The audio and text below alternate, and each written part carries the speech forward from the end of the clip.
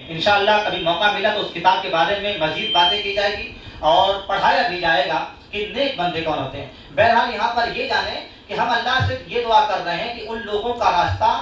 جن پر تو نے احسان کیا ہے، اللہ ہمیں انہی لوگوں کے راستے پر چلا۔ تو یاد رکھیں، نبیوں کا راستہ اللہ کا راستہ ہے۔ اللہ تبارک و تعالیٰ نے جن پر انعام کیا ہے ان لوگوں کا راستہ ہے جو صدیقین ہیں، جو سچ بولتے ہیں، جو ہمیشہ اپنی بات میں سچ ہوتے ہیں، سچ کا ساتھ دیتے ہیں، سچ کے ساتھ ہوتے ہیں۔ شہداء جو اللہ تعالیٰ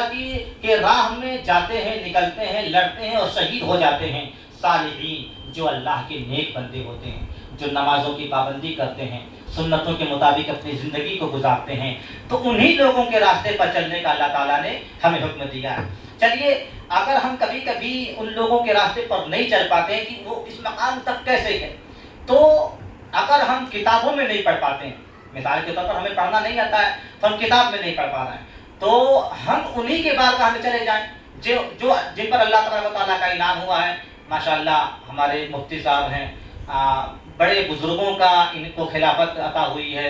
حضور اشرف الفقہاء جیسی عظیم شخصیت کی خلافت حضرت کو حاصل ہے۔ ہم انہی کی بارگاہ میں چلے جائیں اور عرض کریں کہ حضرت آپ ذرا بتائیے کہ آپ جس راستے پر چل رہے ہیں، یقیناً اس راستے پر اللہ تبارک و تعالیٰ کا انعام ہوا ہے، اس راستے پر ہم کیسے چلیں، کون سا طریقہ اپنائیں، کیسے اپنی زندگی میں تبدیلی لائیں کہ آپ جس راستے پر چل رہے ہیں، جس راستے پر اللہ کا انعام ہو رہا ہے، اسی راستے کے راہی ہم بھی ہو جائیں۔ تو حضرت آپ کو بتائیں گے کہ نمازوں کی پابندی کریں، جھوٹ سے پرہیز کریں،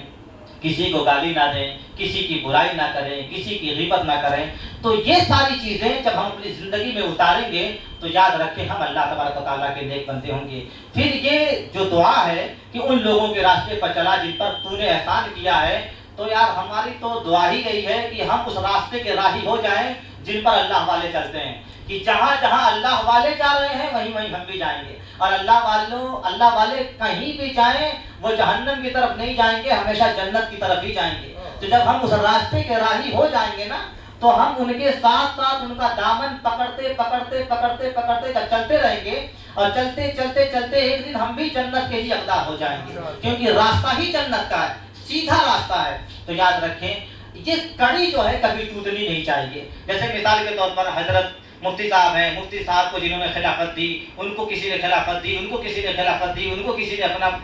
جانشین بنایا، پھر یہ سلسلہ رسول پاک تک جاتا ہے، یعنی یہ راستہ چلا آ رہا ہے اور یہاں سے پھر انشاءاللہ آگے بھی بڑھے گا۔ تو ہمیں انہی کے راستے کو فالو کرنا چاہیے اور سنت کے مطابق اپنی زندگی گزارنی چاہیے۔